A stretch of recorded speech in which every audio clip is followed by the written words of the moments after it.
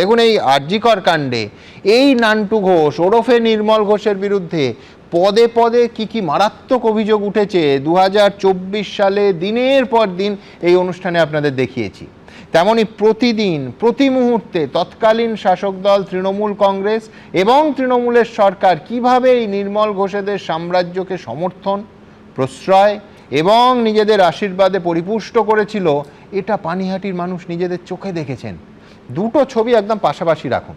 একদিকে অভয়ার মা এবং বাবা শিয়ালদা কোর্টে নির্মল ঘোষের গ্রেফতারি দাবি করে আবেদন করছেন, আর অন্যদিকে তৃণমূল গ্রেফতার হওয়া নির্মল ঘোষের ছেলে আজকে যে গ্রেফতার হয়েছে সেই তীর্থঙ্কর ঘোষকে 26-এর ভোটে দাঁড়ানোর টিকিট দিচ্ছে। এখানেই শেষ নয়, স্বয়ং ভাইপো অভিষেক বন্দ্যোপাধ্যায় যে সৌভাগ্যবান গুটি কয়েক তৃণমূলীদের কেন্দ্রে গিয়ে জোরালো প্রচার করেছেন, সেই তালিকায় এই তীর্থঙ্কর ঘোষ হয়েছেন।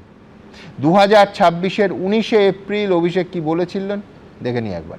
মমতা বন্দ্যোপাধ্যায়ের প্রার্থী, তৃণমূলের প্রার্থী তীর্থঙ্কর ঘোষকে আপনারা যেভাবে আজকে সমর্থন করেছেন, আমি পানিহাটিবাসীর কাছে কৃতজ্ঞ। আমরা মৃত্যু নিয়ে রাজনীতি করি না, কিন্তু আজকে প্রশ্ন উঠছে 9ই আগস্ট যে ঘটনা ঘটেছিল, সাধারণ মানুষ বলেছিল আমরা আরজিকরের সাথে যুক্ত বা হত্যাকারীদের বিচার চাই। সাধারণ মানুষের দাবি ছিল যারা দোষী তাদের দৃষ্টান্তমূলক শাস্তি হোক, আর বিজেপির দাবি ছিল মুখ্যমন্ত্রীর পদত্যাগ। বিজেপি কোনোদিন দোষীদের শাস্তি চায়নি। আজকে যেভাবে এই ঘটনাকে নিয়ে রাজনীতি করেছে, আমার দৃঢ় বিশ্বাস পানিহাটি সোদপুরের মানুষের জবাব দেবে আগামী দিন। অর্থাৎ আরজিকর কাণ্ডের পর শুধু যে স্বাস্থ্যমন্ত্রী ও মুখ্যমন্ত্রীকে অভিষেক ডিফেন্ড করেছিলেন তাই নয়, সে তো করবেনই, এটা নতুন কিছু নয়, কিন্তু তীর্থঙ্কর ঘোষকে টিকিট দিয়ে কালীঘাট এবং ক্যামাক স্ট্রিট দুপক্ষই বুঝিয়ে দিয়েছিল যে আরজিকর কাণ্ডে এই নির্মল বাহিনীর ভূমিকা, সেটা অভয়ার দেহ পুড়িয়ে দেয়া, প্রায় 2 দিন বাড়ি ঘিরে রাখা, দেখাবো সেসব, এই সমস্ত কিছু হয়েছিল তৃণমূলের শীর্ষ নেতৃত্বের অঙ্গুলি হেলনে। প্রদীপ্ত কি মানবে? না দেখো, তুমি কোন কার পক্ষে বলছো এটা বলে দিতে। এটা সুমন দাকে জিজ্ঞেস করো। না সুমন দা কেন তুমি জিজ্ঞেস করবে না, মানে কারণ ডেকেছে সুমন দা, নিমতলা ঘাটের খুব কাছাকাছি তোমার বাড়ি, আর তোমারই ছাত্র তো আমি। এবার পরের কথা আমাকে জড়িয়ে দিচ্ছে, স্বাভাবিক তো।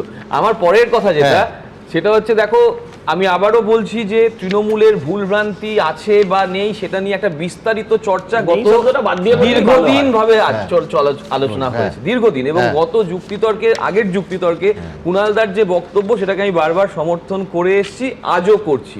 আমার পরের বক্তব্য যেটা, যে ঠিক আরো দীর্ঘদিন চলবে, কারণ সরকারটা তো 15 বছরের ছিল। একদমই তাই, চলুক না, আমার তাতে অসুবিধা নেই, তাতে আর একজন ওয়াক ওভার না পেয়ে যায় অন্যভাবে। পরের যে প্রশ্নটা হচ্ছে যে সজলদা যেরকম নিমতলা বা কালীঘাটের কথা বলছে, কিন্তু সজলদা এটাও ভুলে যাচ্ছে যে আজকে থেকেই কিন্তু গুন্ডা দমন আইনটাও চালু হয়েছে, যেখানে উস্কানি দিলে তার বিরুদ্ধে 1 বছরের সাজা হবে। এক্ষেত্রে কি হবে যে ওই কিসব মারার কথা বিনা বিচারে, তো কিসব মারার কথা দাদা বললো, সেটা উস্কানি কিনা আমি জানি না। আমার পরিষ্কার বক্তব্য যে আমার রাজ্যে একজন পুলিশ মন্ত্রী আছেন, না স্বাভাবিক, কিন্তু উস্কানিটা নিয়ে কথা বলছি। চোরকে মারতে হবে, আইনের প্যাঁচে মারতে হবে। আমার বক্তব্য হচ্ছে পুলিশ মন্ত্রী বলে একজন আছেন, এবং পুলিশ মন্ত্রীর মানে একদম নির্দেশে বারুইপুরে 1 দিনের মধ্যে, 2 দিনের মধ্যে, 10 দিনের মধ্যে একটা সুন্দর আউটপোস্ট মতন হয়ে গিয়েছে, এবং তাতে নির্দিষ্ট লোকজন আছে। তাহলে নির্মল ঘোষের বিরুদ্ধে এত বড় অভিযোগ, বিজেপির মুখপাত্ররা এখানে এসে ভিডিও দেখিয়ে দিচ্ছে, তা সে তো বিধায়কও বটে, সজলদা নিজে বিধায়ক। তাহলে এই ভিডিওটা যে আজকে দায়িত্ব নিয়ে এখানে দেখাচ্ছে, সেই ভিডিওটা মাননীয় পুলিশ মন্ত্রীকে দিয়ে দিতে পারেন। তুমি বলতে পারো পানিহাটির অভিযোগে কিভাবে পুলিশ তদন্ত করেছে, যে ঘটনাক্রম আছে, সে ঘটনাক্রম পুলিশ মন্ত্রী নিশ্চয়ই জানেন।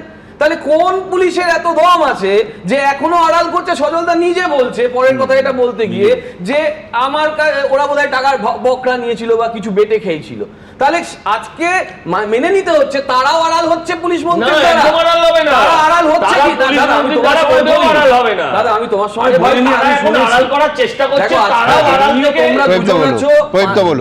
আমার পরিষ্কার কথা হচ্ছে সে কেউ নেই, তারাই 2,60,00,000 ভোট পেয়েছে, আমরা 2,60,00,000 ভোট পেয়েছি এটা আরে ভুলে ভাই, যেও এখন না। তোমাদের আচ্ছা, আটটা ভোট সেটা ঠিক আছে, আমার ভোট পেয়ে বিধায়কের কেন, কথা। হ্যাঁ, ভোট পেয়ে কেন আমাদের প্রতিনিধির দরকার শূন্য হচ্ছে হয়ে যে গেল সেটাও আমরা দেখতে যেটা হবে। পরিষ্কার বলার হ্যাঁ। চেষ্টা করছি, যেটা বলতে পারছো না।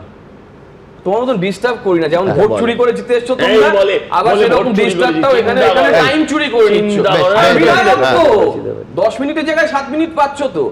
10 মিনিটের জায়গায় 7 মিনিট পাচ্ছি, আমি দেখে লাভে আছি। আচ্ছা, এবার একটু আনইন্টারাপ্টেড প্রত্যুত্তর। আমার হ্যাঁ। খুব পরিষ্কার হ্যাঁ। কথা যে পুলিশ মন্ত্রী কেন কোনো ডাইরেক্টিভ দিতে চাইছেন না বা আর দিচ্ছেন না। আগের পুলিশ মন্ত্রী কেন দেননি, আগে কেন ওই যে প্রশ্রয় দাদা, দিয়েছেন তুমি সেটা আগে বললে না। আমাকে এই সবাই হ্যাঁ। এরকম সবাই একদিন বলেছিলে পুরনো ঘটনা টেনে এনে তুমি এই ঘটনাকে জাস্টিফাই করতে পারো না, আমিও জাস্টিফাই করছি না, পুরনো ঘটনা না খারাপ মানে এই না না, ঘটনা একটা খারাপ তফাৎ নয় আছে, কেন? প্রত্যেকটা তফাৎ আছে। এই যে কটা অভিযোগ এফআইআর সব হচ্ছে 15 পুরনো বছরে। তো খারাপ বলেই তো আমরা তুমি হেরেছি, এটা তো যদি বলতে পারছি যদি না। এইরকম হতো যে 4th মে এর ভোট পর চুরি উনি করেছে, সব 100টা অপরাধ বেশি করেছেন, পুলিশ বসে আছে, তাহলে তোমার যুক্তিটা খাটে।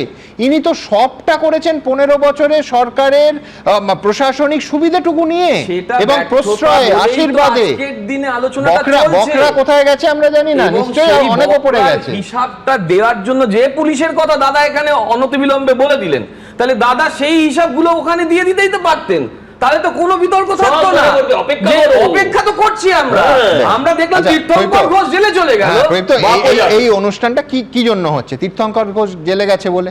এই জেলে যাওয়া, এমনকি অভিযোগ দায়ের হওয়ার সাহসও পানিহাটির মানুষের 15 বছরে ছিল না। তো আমরা কি এইটা বলতে পারি যে 4ঠা মের পর কেন তা কোনো ব্যবস্থা নেওয়া হলো না? 15 বছরের অভিযোগগুলো একটা একটা করে আসছে। দেখো 15 বছরের অভিযোগে শম্ভুনাথ কাউকেও তোমরা দেখেছো, একদম শুরুতে শম্ভুনাথ ওই কাউয়ের একটাই বিরুদ্ধে কাউ ব্যবস্থা পেয়েছিল। হয়েছে, হ্যাঁ, আবার একই কাউ সঙ্গে পেয়েছিল। একই সঙ্গে রায়গঞ্জ দেখেছি, মাঝদিয়া দেখেছি, কটা দেখানোর কথা বলবো, আর তুমি পার্ক স্ট্রিট তুমি দেখেছি। তুমি এটা দেখোনি দাদা হ্যাঁ। যে আমাদের সাদা হাতি, যাকে হ্যাঁ। আমরা সাদা হাতি বলি, সেই সাদা হাতি 1.5 বছর 2 বছর ধরে জেল খাটলেন, তারপর এনসিপিআই তে যোগ দিলেন, তারা সমর্থন করবেন দেখেছি বিজেপিকে। তো এই অনুষ্ঠানে আবার আমি সেই আমি তো সেই সেটাই ঘটনায় বলছি, আসবো। ফলে অনেক ওয়াশিং কিছুই মেশিনে হয়েছে, আপত্তি আছে, অনেক কিছুই হয়েছে। হ্যাঁ। 95% ইডির মামলা বিরোধী দলের বিরুদ্ধে, কিন্তু কোথায় কেস হলো? আমরা তো দেখেছি 18 সালের পঞ্চায়েতের খুন, সজল দ্বারা তার পরবর্তীকালে কত কিছু বলেছিল। আর আজকে দিলীপ ঘোষ বলছেন আমাদের প্রাক্তনী তৃণমূলই আমাদের মুখ্যমন্ত্রী। এবিপি আনন্দ, এগিয়ে থাকে, এগিয়ে রাখে।